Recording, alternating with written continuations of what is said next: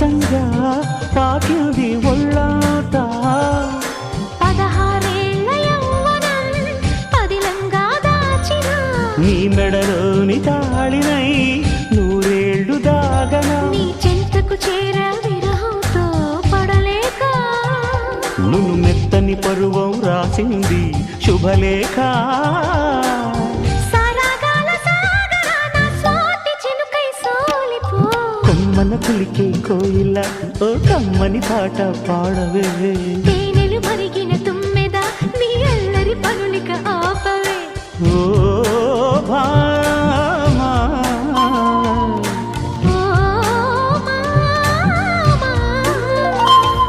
ఉదయాలకు నీవే ప్రాణమా కసి ముద్దులు రాసిన కావ్యమా ఎదలో